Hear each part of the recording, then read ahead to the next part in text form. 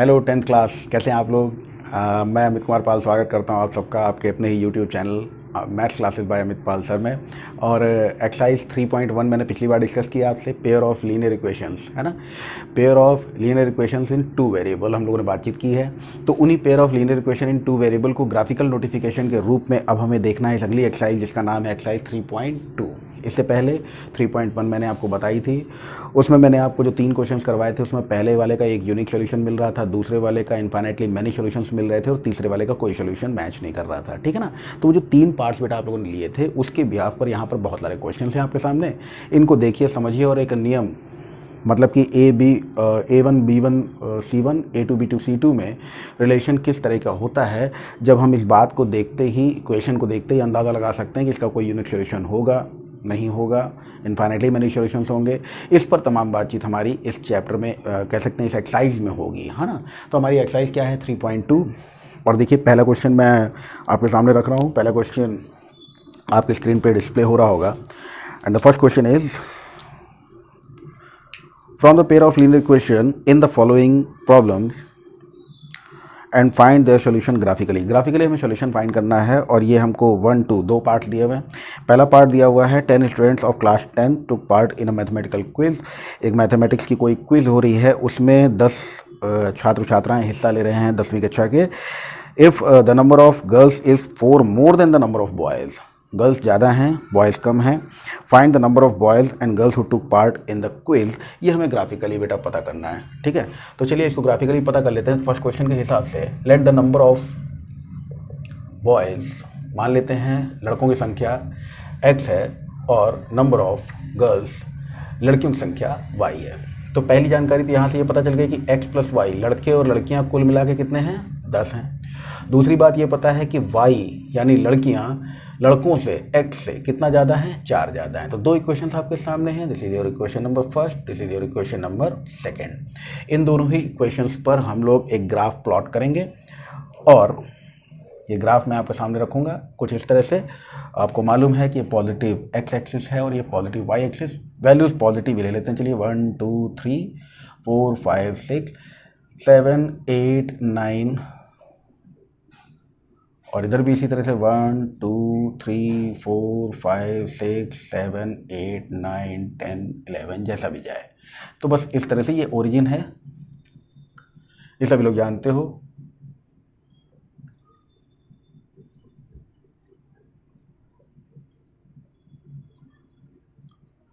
Ten 11, ठीक है। तो चलिए अब इसमें हम लोग वैल्यूज डालेंगे x और y की, और इसके लिए हम लोग 2 सेट्स बनाएंगे, 2 सिस्टम्स बनाएंगे और आंसर को फाइंड आउट करेंगे कि एग्जैक्टली हमारा आंसर है कितना, ठीक है। तो यहाँ पर देखिए सबसे पहली बात तो ये है कि x + y = 10। अगर हम फर्स्ट इक्वेशन के हिसाब से x और y लेने की कोशिश करें, 2-3 वैल्यूज़ ले ले काफ़ी हैं। वैसे तो 2 ही वैल्यूज़ काफ़ी हैं, कोई 2 वैल्यूज़ लेके हम अपना काम आराम से चला सकते हैं, लेकिन चलिए 3 वैल्यूज़ ले लेते हैं हम आपके साथ।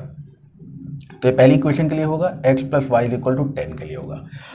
आप मुझे इसमें बताओ कि अगर हम इसमें x की वैल्यू 0 कर दें तो y की वैल्यू 10 हो गई सीधे सीधे, ठीक है ना। x 0 है तो y = 10। फिर हमने क्या किया, x की वैल्यू चलिए कुछ और ले लेते हैं। x की वैल्यू हमने ले ली 2 ले ली, तो y की वैल्यू हो गई 8। एक और ले लीजिए, x की वैल्यू ले ली 5, y की वैल्यू ले ली 5। x की वैल्यू अगर 5 है तो y की वैल्यू 10 - 5 यानी 5 है। तो पहला स्लॉट ये मिल गया। दूसरी वाली इक्वेशन क्या है, y = x + 4। इसको अकॉर्ड करते हुए अगर हम x और y की वैल्यूज़ लें, फिर 3 वैल्यूज़ ले लेते हैं, काफ़ी है, ठीक है। 3 वैल्यूज़ के हिसाब से एक पार्ट बनाइए, एक स्लॉट बनाइए। इन 3 वैल्यूज़ को अकॉर्ड करते हुए चलो भाई, पहले क्या किया हमने, x को ले लिया 1 तो y हो गया 5, ठीक है। x को ले लिया 3 तो y हो गया 7, और x को ले लिया 0 तो y हो गया 4, ठीक है। x को 0 कर दो, y 4 हो गया। इन वाले ग्राफ को जरा प्लॉट करिए। तो पहला क्या है, x है 0, 10, 10 यहाँ पे, 0, 10 यहाँ पे मिल जाएगा आपको, ये मिल गया हमको 0, 10। दूसरा 2, 8, तो 2 और 8 का सामना करवा दीजिए, 2 और 8 का सामना बेटा यहाँ कहीं हो जाएगा, देख सकते हो आप सभी लोग, है ना, प्रॉपर वे में देखते रहिए इस चीज़ को। तो 2 के सामने आए, 8 के सामने आए यहाँ पर, और 5,5 5 के सामने आए, फिर 5 के सामने आए यहाँ कहीं पर। तो एक लाइन आपको दिखाई दे रही होगी इस तरह की, स्ट्रेट लाइन, ठीक है। दूसरा पार्ट लीजिए आपको, x और y 5,1, तो x1 लीजिए, y5 है, x1 y5 यहाँ कहीं, y5 बोल रहा हूँ, y5 ना सुनना, आजकल ऑनलाइन का ज़माना है भाई।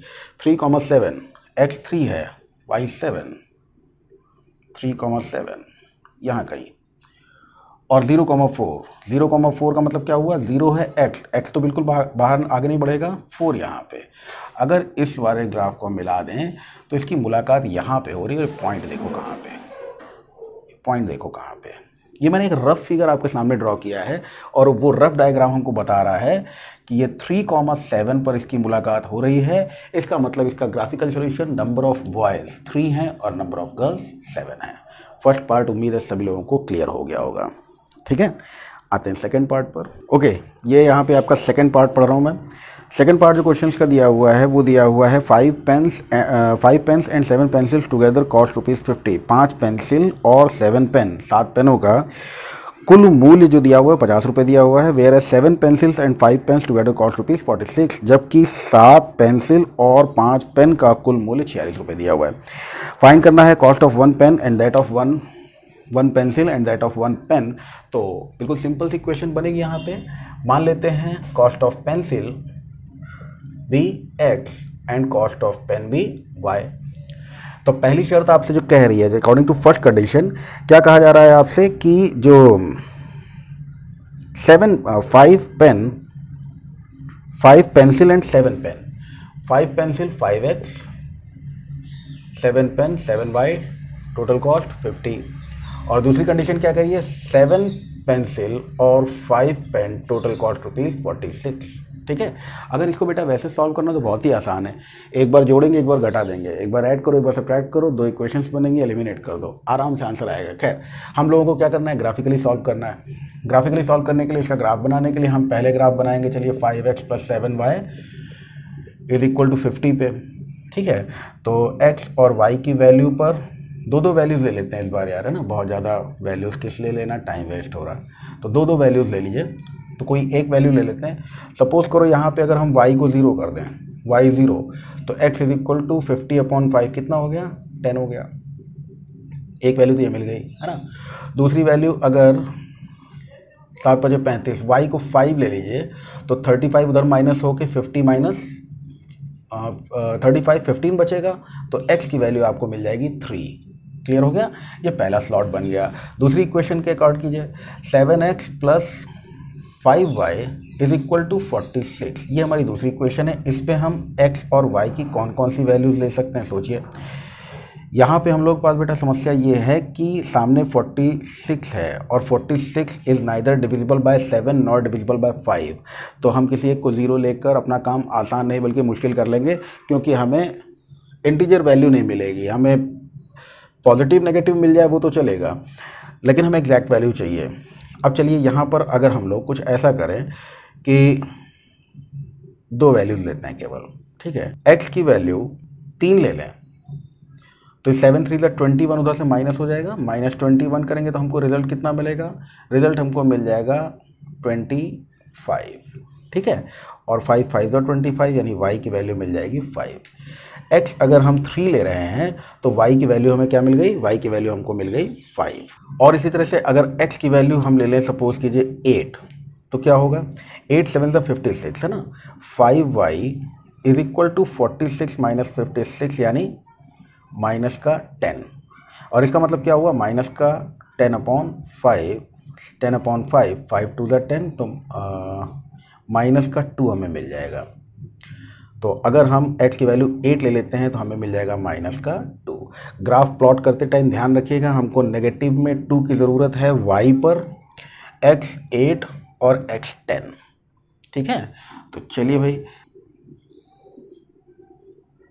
1 2 3 4 5 6 7 8 9 10 11, ठीक है। 1 2 3 4 5 6 7 8 9 10 और इधर भी हमको 1 2 3 तीन वैल्यूज लेनी पड़ेंगी नेगेटिव वाई एक्सिस के लिए। रीजन आप सभी लोग जानते हो।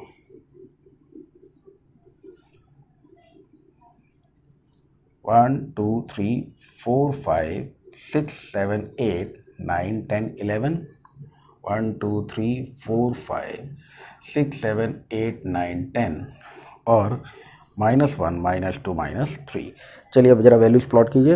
वैल्यूज प्लॉट करते सबसे पहले x की वैल्यू 10 है और y की वैल्यू 0। 10, 0 कहाँ मिलेगा? इस जगह पे मिलेगा। फिर x की वैल्यू 3 है और y की वैल्यू 5 है। 3 और 5 का सामना करवा दिए। 3 और 5 का सामना कहाँ पे होगा? तो यहाँ कहीं होगा। ठीक है, तो एक लाइन तो हमको ये मिल गई। दूसरी लाइन देखिए क्या है। अगर हम x की वैल्यू 3 ले रहे हैं तो y की वैल्यू 5 है। x की वैल्यू 3, y की वैल्यू 5। 3 और 5 यहीं पे कॉन्साइड कर रहा है यार, 3 और 5 पे। तो 3 और 5 पे कॉन्साइड कर गया ना। इस जगह पे आप देखें कि अगर एक हम लोग लाइन बनाएं तो एक लाइन तो ये बन गई, ये ऐसे जारी होगी। दूसरी लाइन हम बनाएं तो 3, 5 और 8, -2। 8 कहाँ है? 8 -2 कहाँ है? ये रहा। इनका सामना यहाँ कहीं होगा। -2, 8, -2 इस जगह पर मिलेगा हमको। और इन दोनों को मिलाने पर जो ग्राफ जाएगा वो कुछ होते हुए। ठीक है, तो ये यहाँ पर मुलाकात कर रहा है। ये पॉइंट हमें देखना होगा, ये पॉइंट कितना है। तो ये पॉइंट जहाँ इसकी मुलाकात हो रही है ये 3, 5 है और इसलिए हमारा आंसर भी 3, 5 है। ठीक है भाई, ये थोड़े बहुत डिस्टर्बेंस होते हैं बेटा। ये किसकी वजह से होते हैं? क्योंकि हमारे पास ग्राफ कॉपी नहीं है। व्हाइट बोर्ड पे मैं आपको समझा रहा हूँ, जब आप ग्राफ कॉपी करो बिल्कुल एग्जैक्टली वहीं से होकर गुजरेगा। बहुत ही कायदे से आपको समझ में आ जाएगा। एक बार ग्राफ कॉपी लेके आप जब समझोगे बड़ा मजा आएगा इन क्वेश्चन को करने में। चलिए सेकंड क्वेश्चन की बात करते हैं। चलिए भाई, सेकंड क्वेश्चन देखिए, आपकी स्क्रीन पे डिस्प्ले हो रहा होगा। On comparing the ratios A1/A2, B1/B2, C1/C2, find out whether the lines representing the following pairs of linear equations intersect at a point are parallel और कॉन्सिडेंट। तो कोइंसिडेंट होंगी या पैरेलल होंगी या इंटरसेक्ट एट अ पॉइंट करेंगी, ये चीज़ें किस पर डिपेंड करती हैं बेटा? पहले ये शर्तें जान लीजिए और उसके बाद इस बात पे आइएगा। A1/A2 और B1/B2 अगर ये दोनों आपस में बराबर ना हो तो इनका एक यूनिक सॉल्यूशन होता है। यानी हम कहेंगे कि पहली लाइन और दूसरी लाइन जो होंगी वो क्या होंगी? इंटरसेक्टिंग होंगी। इंटरसेक्टिंग लाइंस होंगी तो क्या शर्त बनेगी? यहां पर लिख दे रहा हूं, इंटरसेक्टिंग लाइंस के लिए ये शर्त बनती है, इंटरसेक्टिंग लाइंस के लिए। ठीक है, तो दूसरी शर्त ये जान लीजिए कि अगर A1/A2 is equal to B1/B2 is equal to C1/C2 आपको मिल जाए तो ये आपकी फर्स्ट कंडीशन हो गई। Second condition for coincidence line,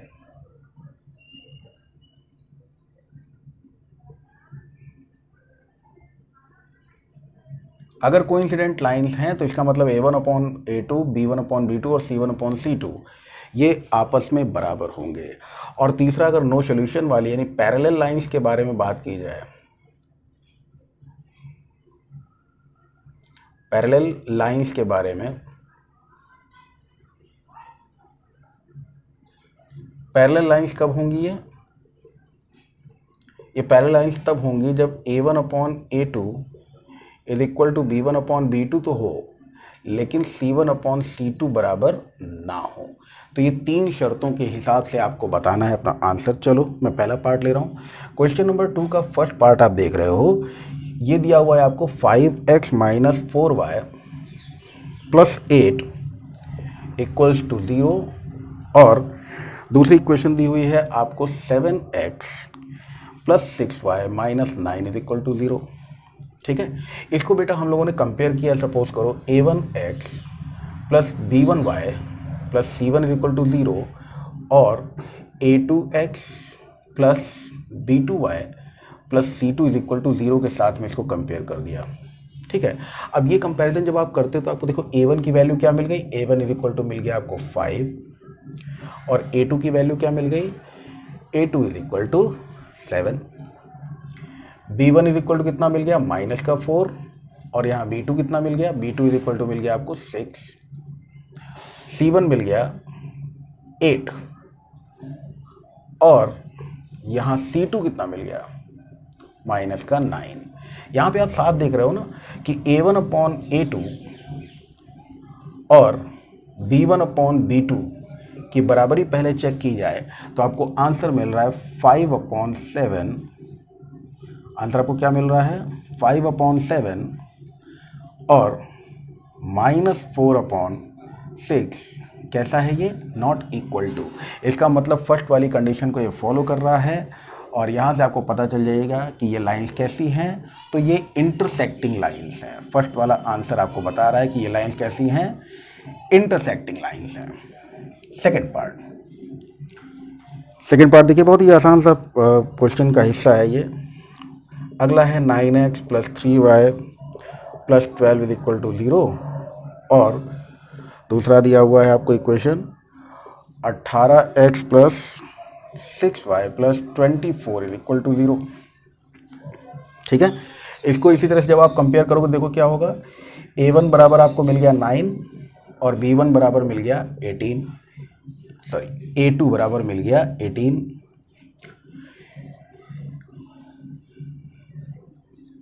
B1 बराबर मिल गया 3 और यहाँ पर B2 बराबर मिल गया y, यहाँ C1 मिल गया 12 और यहाँ C2 मिल गया 24। और ऐसा आप लोग बहुत ही आराम से देख पा रहे होगे। 9 का दुगना 18 है, 3 का दुगना 6 है, B2 बराबर 6, गलती से मैंने y लिख दिया था, और C1 C2 24 12, यानी A1/A2 = B1/B2 = C1/C2।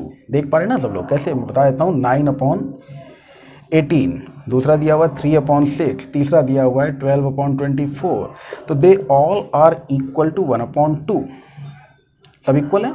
और इसका मतलब है सेकेंड पार्ट को फॉलो करते हुए ये कैसी लाइंस हो गई, कोइंसिडेंट लाइंस हो गई। एक मिनट भाई, तो पंखा चला लें यार। तो यहाँ पर हमको एक ऐसी लाइंस मिल गई हैं, ये कोइंसिडेंट लाइंस मिल गई हैं, ये सेकेंड पार्ट हो गया। चलिए थर्ड वाला देखते हैं क्या है। थर्ड क्वेश्चन आपको दिया गया है इसी तरह से, 6x - 3y + 10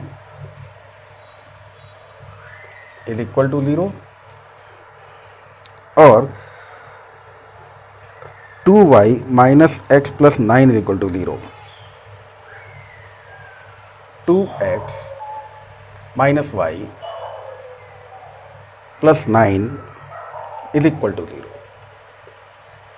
तो यहाँ पे आप देख सकते हो कि A1 की वैल्यू आपको मिल रही है 6, B1 की वैल्यू आपको मिल रही है -3 और C1 की वैल्यू मिल गई 10 और यहाँ से A2 की वैल्यू मिल गई 2, B2 की वैल्यू मिल गई -1 और C2 की वैल्यू मिल गई, C2 की वैल्यू कितनी मिल गई, 9। और इस हिसाब से अगर आप देखें तो ये B1 B2 A1 A2, तो A1/A2 अगर हम कर रहे हैं तो A1/A2 हमको 6/2 मिला। B1/B2 अगर हमने किया तो ये हमको -3/-1 मिला। तो ये दोनों तो चलो इक्वल हैं, 2 1 ला और यहाँ पे 2 3 ला, तो 1/3 मिल गया। लेकिन C1/C2 जो है वो बराबर नहीं है, क्योंकि आप देख सकते हो 10/9 मिल रहे हैं। तो इन दोनों के बराबर ये रेशियो नहीं मिला और इसका मतलब है कि थर्ड वाला ये कैसी लाइंस होंगी, तो ये पैरेलल लाइंस होंगी। और पैरेलल लाइंस होंगी इसका मतलब है कि यहाँ पर आपको 3 पार्ट जो दिए हुए थे वो तीनों लाइन से आपको दिए हुए थे। तो पहला पार्ट जो है वो इंटरसेक्ट करता है एट अ पॉइंट, दूसरा पार्ट जो है वो कोइंसिडेंट है और तीसरा पार्ट जो है वो पैरेलल है। ये हो गया आपके 2 क्वेश्चन। आते तीसरे क्वेश्चन पे। चलिए भाई, फिर आ गया ये एनसीईआरटी के एक्सरसाइज में आपका क्वेश्चन नंबर 3। क्वेश्चन नंबर 3 क्या कह रहा है? क्वेश्चन नंबर 3 कह रहा है on comparing ratios A1/A2, B1/B2 and C1/C2 find out whether the following pairs of linear equations are consistent और इनकंसिस्टेंट। तो देखिए यहाँ पर क्या होता है, जिस लीनियर इक्वेशन का यूनिक सॉल्यूशन होता है वो कंसिस्टेंट होती है, ठीक है। जिसका जो लीनियर इक्वेशन होती है वो इनकंसिस्टेंट कब होती है, जब वो पैरेलल लाइंस वाली कंडीशन को फॉलो करती है। और जो कोइंसिडेंट लाइन है उसमें कंसिस्टेंट तो होती है बट डिपेंड करती है, ठीक है। तो यहाँ पर ध्यान रखिएगा, जैसी 3 कंडीशन हमने देखी थी। सबसे पहले हमने आपको बताया था यूनिक सॉल्यूशन वाला, कब, जब A1/A2 इक्वल होगा B1/B2 B2 is not equal to B1 upon B2 होगा। फर्स्ट कंडीशन ये बिल्कुल कंसिस्टेंट है ये, ठीक है। अगर A1 upon A2 is equal to B1 upon B2 is equal to C1 upon C2 है तो ये भी कंसिस्टेंट है।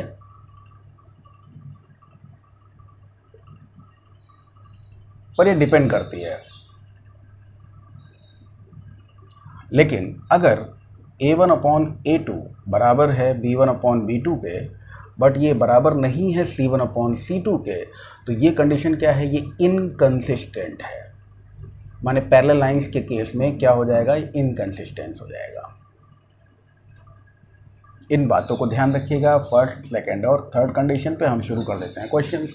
तो क्वेश्चंस में आपका जो फर्स्ट पार्ट दिया हुआ है, the very first part is 3x plus 2y is equal to 5 और 2x minus 3y is equal to 7।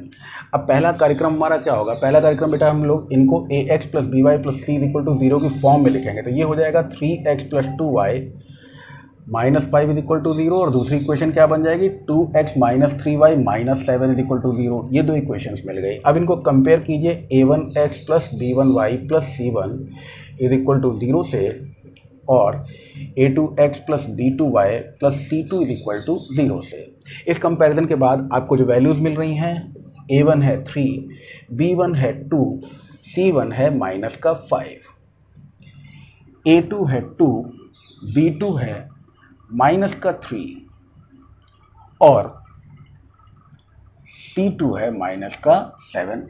आप यहाँ पे साफ साफ देख पा रहे हो ना कि A1 अपॉन A2 यानी कि 3 अपॉन 2 और B1 अपॉन B2 यानी 3 अपॉन 2 और 2 अपॉन माइनस 3 ये आपस में बराबर नहीं है। मतलब साफ है कि पहले क्वेश्चन की कंडीशन जो है वो क्या है, कंसिस्टेंट है, first part.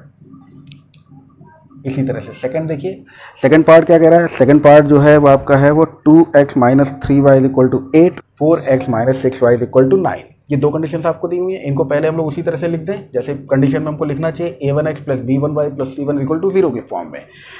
That is 2x minus 3y minus 8 is equal to 0 और 4x minus 6y minus 9 is equal to 0।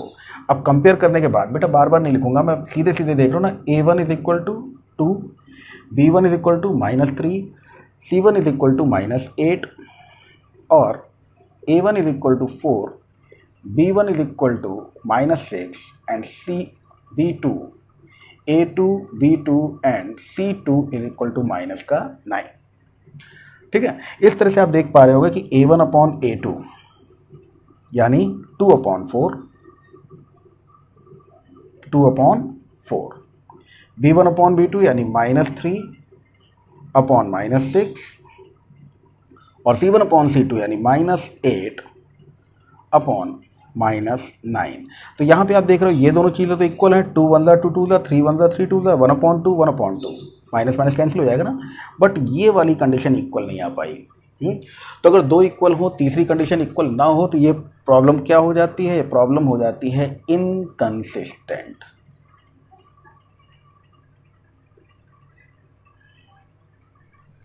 ठीक है,